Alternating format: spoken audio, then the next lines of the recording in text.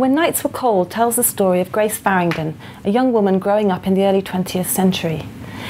She becomes obsessed with the expeditions of Scott and Shackleton and dreams of doing the same things herself. She goes to an all-women's college against the wishes of her family, and there she meets 3 like-minded friends, and together they go climbing in the Alps.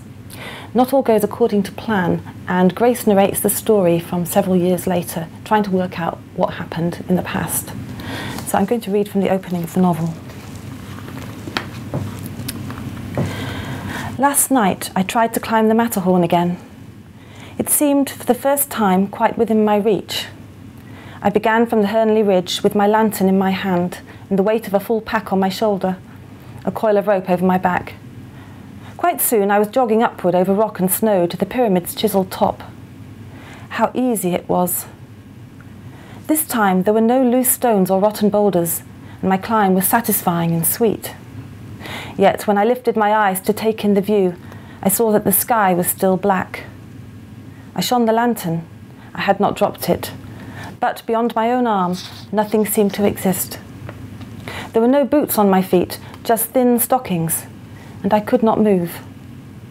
I called out for my guide, then my companions. No one answered, and I knew that they were dead. My heart slumped. I peered over the ledge to the glacier far below and saw a woman's body, arms outstretched, incongruous, a flat grey fish on the ice. Ink spots crept through the ice, burst into flowers around her head. Black vanilla orchids, a voice whispered, and I crumpled between the rocks. My lantern had gone. The sun was up. The back door slammed and a shriek brought me to my senses. I threw the bedclothes aside, stumbled to the window, and lifted a corner of the curtain. The housemaid was chasing a man across the lawn. He was a short, barrel-shaped creature, but he leapt over the back fence without a second glance. I dropped the curtain and stepped back, lest he had hidden in the neighbour's bushes to watch the house. It has happened before. Mabel scurried around downstairs, drawing curtains and locking the doors. I shuddered, climbed back into bed and resolved that it was safest to spend the day under my covers. A little later, Mabel appeared with a pot of tea and a plate of kippers. You should have seen him. What a fright he gave me. His nose was all squashed up to the pane like a snout. I don't know what he expected to see in the scullery. There's nothing in it but pots and the laundry.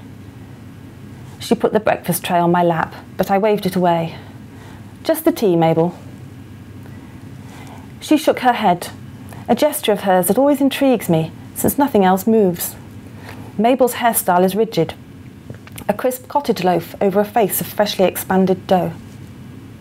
Aren't you hungry? I might have some bread later. I should have gone for the police. There was no need, Mabel.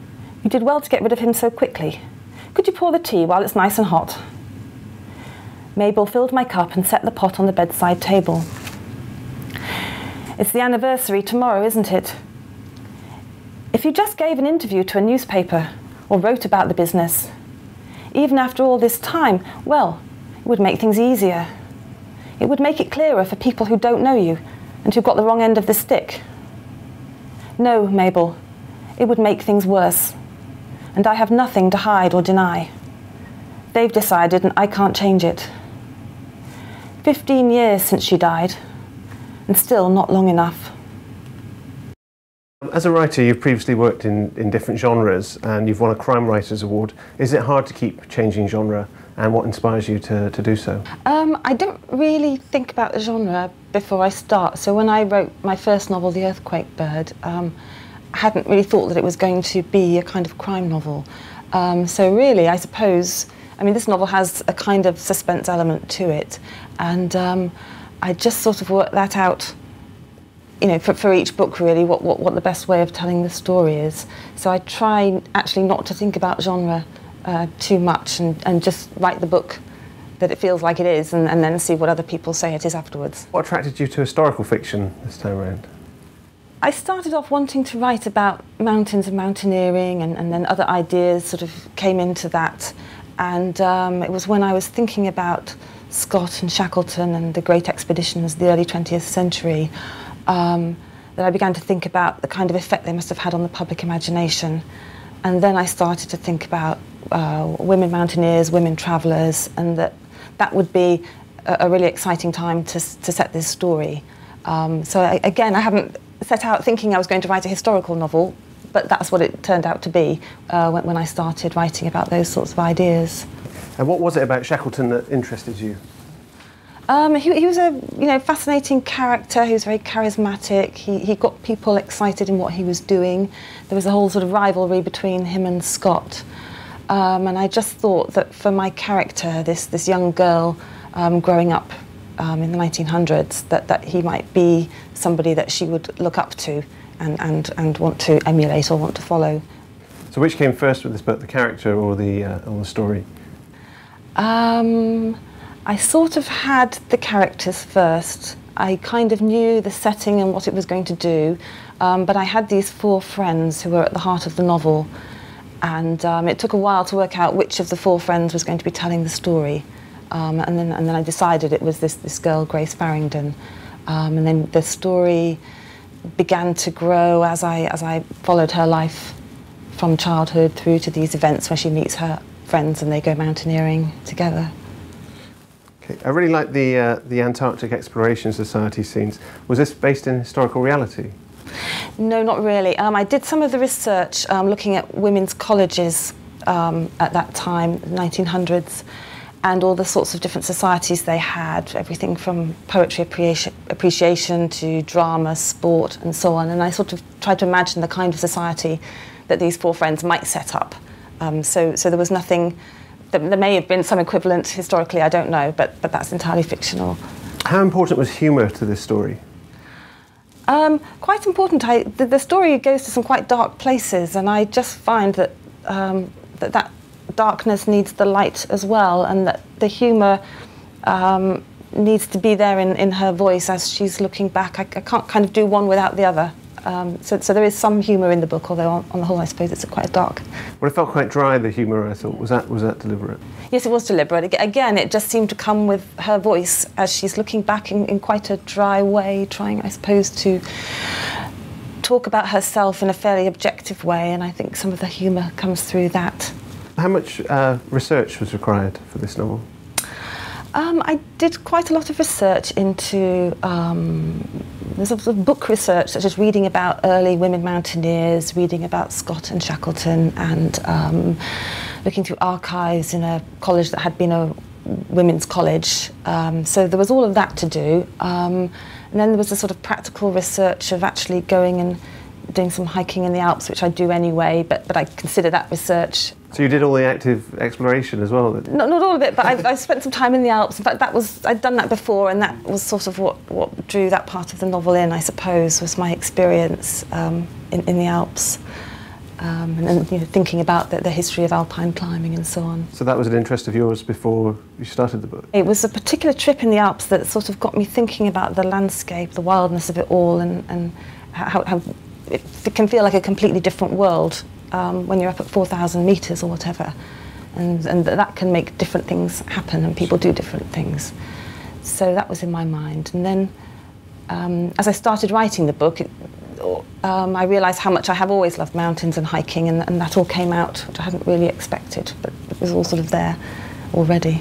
I've heard people, when they're talking about historical fiction, say that historical fiction falls broadly into two types of historical fiction. There's the kind of country house in the past version of fiction where people are writing because they like the idea of inhabiting the world in the past, and then historical fiction that has some sort of resonance and connection to the present day. How do you feel about that distinction? Do you think your book fits into either of those camps? Possibly a bit in both. I mean, although today no one would think that women don't climb mountains as well as men or anything like that, there's still a sense that there's stories that haven't been told about what women did in the past, and so I think that has resonance today. But it's also about going and trying to inhabit the past and trying to imagine these characters who, although my characters are fictional, there were women obviously climbing mountains in the Edwardian era and long before that, and not an awful lot is known about them. There are some accounts. But going back and trying to imagine what it must have been like for them especially at that time when women were fighting to win the vote and women were doing a lot more sport generally, but it's still an unusual thing to do, obviously, to set off to the Alps and be climbing dangerous peaks.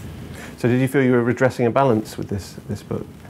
In a sense, yes. I mean, I don't think I consciously thought that when I started writing it, but I think that is what I was trying to do, just sort of uncover the kind of lives that might have been and that probably were, but that we don't think about in this narrative that's very much about male climbers and male adventurers.